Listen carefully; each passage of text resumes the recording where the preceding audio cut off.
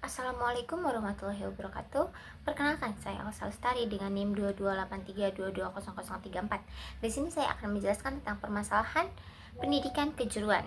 Sebelumnya, sesuai dengan Undang-Undang Nomor 20 Tahun 2003 tentang Sistem Pendidikan Nasional, yang dimaksud dengan pendidikan adalah usaha sadar dan terencana untuk mewujudkan akhlak mulia serta keterampilan yang diperlukan dirinya, masyarakat, bangsa, dan negara. Pada Undang-Undang Nomor 20 Tahun 2003 juga menjelaskan tentang berbagai macam jalur, jenjang, dan jenis pendidikan. Salah satunya adalah pendidikan menengah kejuruan. Nah, berdasarkan Peraturan Pemerintah Nomor 29 Tahun 1990 tentang pendidikan menengah kejuruan pada pasal 1 ayat 3 yang berbunyi, pendidikan menengah kejuruan adalah jenjang pendidikan menengah yang mengutamakan pengembangan kemampuan siswa untuk melaksanakan jenis pekerjaan tertentu. Hal ini diperkuat pada pasal 3 ayat 2 tentang tujuan pendidikan kejuruan, yaitu mengutamakan penyiapan siswa untuk memasuki lapangan kerja serta mengembangkan sikap profesional. Dengan terbitnya undang-undang dan peraturan pemerintah tentang pendidikan, dalam hal ini pendidikan kejuruan telah melakukan upaya agar masyarakat dipersiapkan untuk dapat bekerja pada bidang tertentu. Tujuan utama dibentuknya pendidikan kejuruan merupakan upaya dalam meretaskan kemiskinan dan pengangguran, sehingga melalui pendidikan kejuruan ini dapat langsung bekerja pada bidang keahlian, atau siswa dapat langsung bekerja pada bidang keahlian tertentu. Akan tetapi tingkat pengangguran dari tahun ke tahun tuh semakin meningkat dan tingkat kemiskinan berbanding lurus dengan tingkat pengangguran. Dengan tingginya tingkat pengangguran, dinilai bahwa tujuan pendidikan nasional dan pendidikan menengah kejuruan dirasakan kurang tepat sasaran untuk meretaskan kemiskinan dan pengangguran. Pendidikan menengah kejuruan di SMK terindikasi terdapat gejala yang konsisten bahwa program pendidikan di SMK tidak dapat memenuhi kebutuhan real dunia usaha dan industri. Program pendidikan bersifat supply driven karena jenis program studi, materi pendidikan, cara mengajar, media pembelajaran, evaluasi, dan sertifikasi lebih ditentukan oleh provider utama, yaitu pemerintah, bukan dari pihak perusahaan dan industri selaku pengguna dari lulusan SMK. Program pendidikan kejuruan di sekolah bersifat monoton dan tidak peka terhadap perubahan kebutuhan lapangan kerja. Program pendidikan belum berorientasi terhadap kebutuhan pasar kerja yang berubah. Menurut statistik pengangguran, SMK merupakan satuan pendidikan yang melahirkan angka pengangguran tertinggi. Pendidikan kejuruan di sekolah telah menimbulkan permasalahan struktural yang menjadikan kurangnya relevansi dengan lapangan kerja. Perkembangan program studi bersifat konstan karena perangkat pendidikan dibentuk secara legal atau formal, yang dapat membatasi ruang kreativitas pada pengelola program dan terkesan menghindari perubahan. Sebaliknya, dunia usaha terus berubah, bahkan teknologi baru pun lebih dahulu masuk ke dunia usaha karena mengikuti tuntutan pasar, sedangkan pendidikan kejuruan di sekolah terhambat oleh pengadaan teknologi baru dikarenakan sulitnya pengadaan alat untuk menunjang kompetensi siswa untuk tetap mengikuti perubahan teknologi terbaru.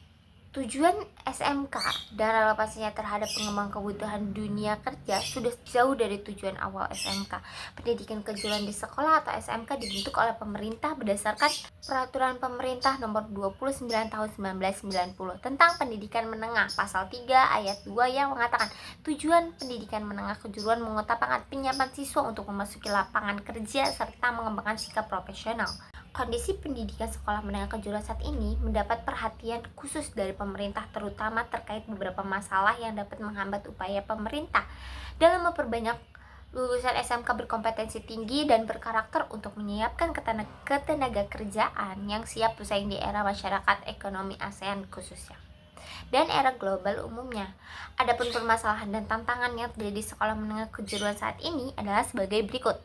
Yang pertama, ada kurikulum SMK yang digunakan tidak selaras dengan kompetensi sesuai penggunaan lulusan atau link and match, sehingga karena hal tersebut belum mampu memenuhi tuntutan dunia kerja, dunia industri, dan dunia usaha.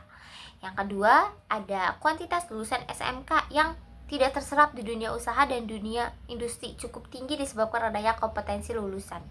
Ketidaksesuaian kompetensi yang dilatih di SMK dengan kebutuhan perusahaan atau dunia industri atau dunia usaha, dan kurangnya kesiapan mental bekerja lulusan SMK.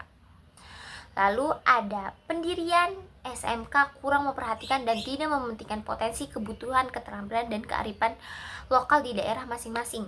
Pendirian kompetensi keahlian SMK cenderung berdasarkan trendy saat ini, dan yakni zaman digital, sehingga SMK bidang keahlian teknologi informasi dan komunikasi menjamur pendiriannya karena diminati oleh masyarakat dari daerah perkotaan sampai daerah pedesaan, yang menimbulkan ketidakrelevanan kompetensi lulusan SMK dengan kompetensi yang dibutuhkan oleh dunia usaha dan dunia industri di daerah, sehingga banyak di antara lulusan yang tidak dibutuhkan, sedangkan lulusan yang dibutuhkan daerah berkurang. Pada akhirnya banyak lulusan yang menganggur atau berpindah tempat mencari pekerjaan di kota lain, dan hal ini akan berkolaborasi pada tingkat urbanisasi yang tinggi.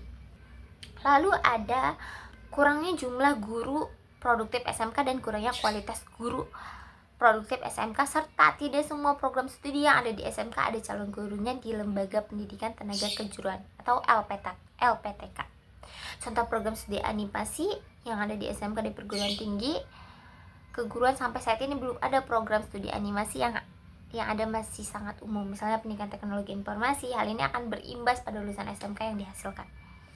Lalu ada kurangnya fasilitas sarana dan prasarana pendidikan, kurangnya fasilitas uji kompetensi dan fasilitas sertifikasi SMK. Dan yang terakhir ada kurangnya kerjasama perusahaan, lembaga pemerintahan, dunia usaha, dan dunia industri dalam pelaksanaan pendidikan sistem ganda, yaitu terjalinnya sinergi antara SMK dan industri. Ini terbukti dalam pelaksanaan praktek kerja industri atau prakerin. Banyak karyawan, pegawai, dan staf perusahaan yang acuh tak acuh terhadap siswa dalam pelaksanaan prakerin. Bahkan terdapat beberapa perusahaan besar yang menolak siswa dengan alasan merepotkan. Nah, faktor lain yang menjadi masalah, sering ada perlakuan yang tidak sama antar satu perusahaan dengan yang lainnya terkait waktu prakerin.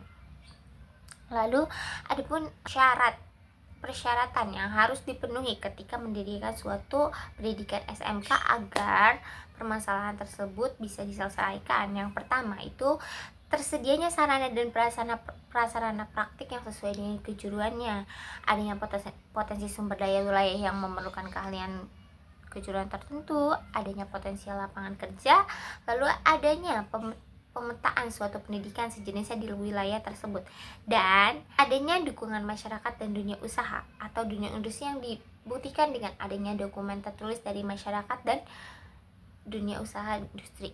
Lalu pendidikan kejuruan memegang peranan penting dan erat kaitannya dalam peningkatan SDM dan mempercepat pertumbuhan ekonomi suatu negara.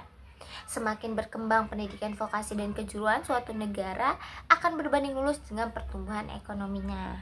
Seperti itu. Terima kasih sudah mendengarkan. Sampai jumpa lagi.